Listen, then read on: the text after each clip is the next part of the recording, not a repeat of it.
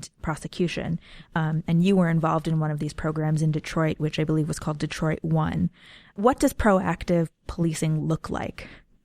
It looks different in different communities. I mean, the program that we had with Detroit One was utilizing a ComStat model and a sharing of information, trying to bring together local police along with state police and federal agents so that they were effectively sharing information, taking advantage of all the technology that exists today and the various expertises that exist within all of those different agencies. And so there's a weekly meeting where data was shared, talking about what kind of crimes were occurring within different parts of the city of Detroit. So if, for example, you became aware that you had a particular area where you were seeing a high percentage of carjackings, for example, you might then flood that area with law enforcement in an effort to deter that activity. Sometimes that only meant that the carjackers just moved on to another part of the city. But you would try to track all of that so that you had as much information as possible to make decisions. The other thing that's been changing in Detroit is the use of a lot of camera technology. Because Detroit has chronically been understaffed with law enforcement, it has tried to utilize a lot of camera technology in public places so that it can be a bit of a force multiplier with officers.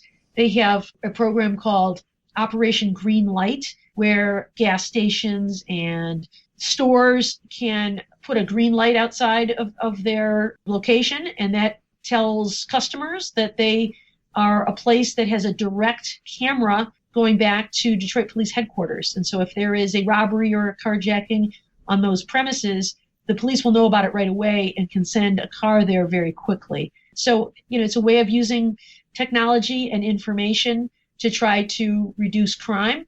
It brings with it some concerns about safety and privacy, about how what happens to that footage afterwards. It not only tells us that a carjacker was present at a particular gas station at a particular time, but it tells us everybody who was there at a particular time, even the person who was getting gas on a side of town that maybe his spouse didn't know about, or in a place where he was meeting for a political campaign, all kinds of things. And so with all of those innovations and uses of technology come concerns about privacy. The way you describe how a ComStat style program like Detroit One works is based on the empirics. You find where the carjackings are happening and you flood the area. That same tactic has raised issues of profiling. And how do you answer those concerns when you do have the data to show that this is happening here, and at the same time there are communities that have valid concerns about being targeted by law enforcement?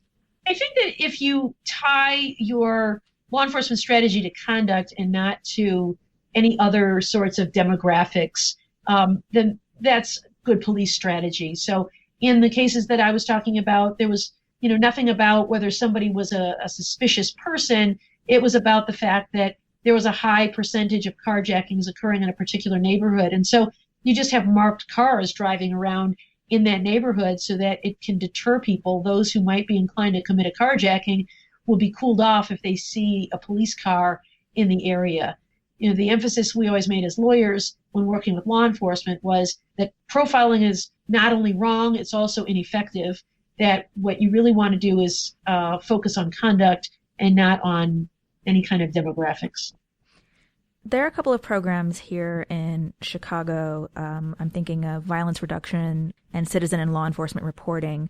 I don't think that they're ComStat type programs, but it raises the issue of, there's a real debate around how portable that kind of model is. Can you just implement it as a best practice anywhere, or are there on the ground local concerns that are unique to a place that suggests that, what works in New York or what works in Detroit is not going to work somewhere else? This is a running debate.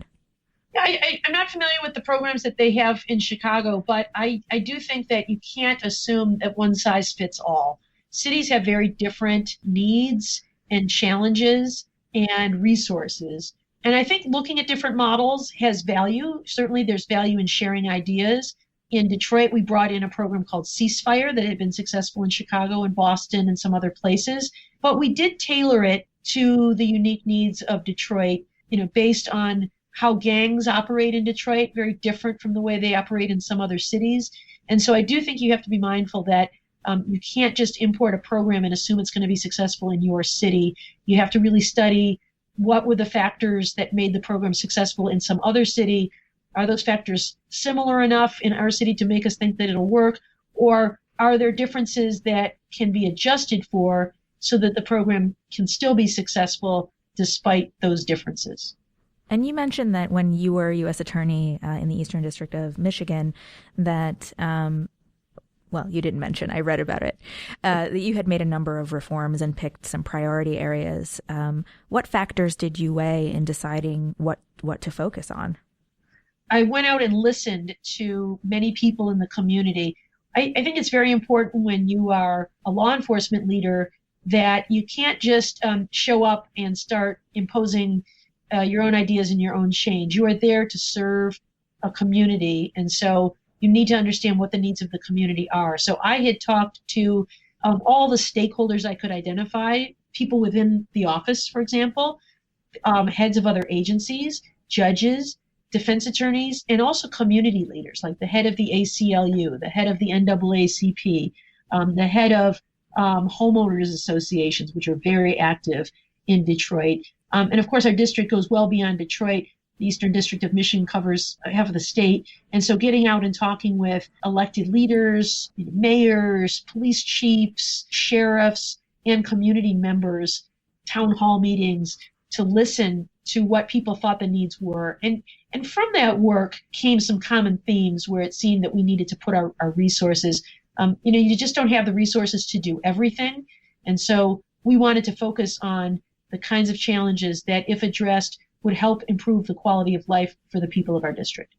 That seems so simple, but at the same time, there's a cottage industry of, in the academic world, of what Detroit needs or what Michigan needs or, what any city needs. And, when you're studying things from an academic perspective, often you're warned against the anecdotal fallacy that, that's not, that you might want to gather data in a systematic way and control for error. But it sounds like you went out of your way to consult with community stakeholders who were embedded in the community to determine what your next steps were. Yeah, very much so. I mean, part of it is I know that there's great wisdom out there and wanted to hear what people had to say. There's also value in just the engagement process. When people have input and have say, they're more likely to buy into the results. And so it resulted in a collaborative process. And those are relationships that you can continue to use. It wasn't just a one-time visit.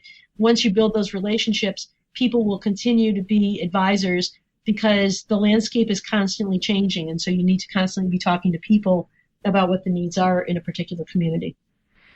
Well, your students are very lucky to have somebody with the kind of insight and experience that you bring to the practice of law. And it means a lot that you spent time with us, talking to us today. Thank you so much for being with us. You're welcome, Irene. Thanks very much for having me. It's good to hear from you.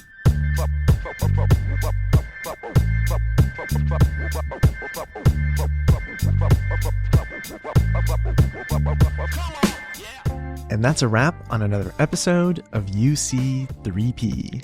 Credits go to Irene Sanpietro for interviewing, Arjun Motta for producing and engineering, and me, David Raban, for editing. Our assistant production managers are Arjun Motta, Olu Ogidan, Samia Karun, and Suo Wu. Our communications director is Thomas Krasnation. Our finance director is Donovan Harvey. Our publisher is Haz Yano. Our intro music is Knockout 2 by Detubi, and our outro music is Yes Yes Y'all by Matt Large.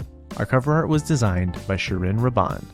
By the way, I'd like to mention that in prior episodes, I mispronounced Samia's last name. It's Karun, and I'm sorry it took me this long to get it right. If you want to hear more podcasts, check out our website, uc3p.org. And if you want to contact us, our email is theuc3p@gmail.com. My name is David Raban, and stay tuned. We'll be back next week with the CTO of Obama for America, Harper Reed.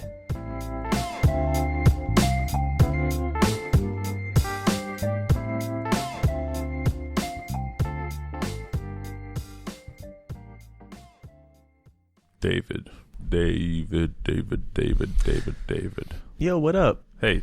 How you doing? I'm doing all right. How about you? I'm good. Okay. Feeling good. Okay. Yeah. How's the week going? Long. It's been good? Yeah, I spent like 15 hours on UC3P stuff just over the weekend. Wow. How much are they paying you for this? Zero. Big ol' zero. Wow, zero. I know. That's not a living wage. It's pretty disrespectful. Somebody call Bernie.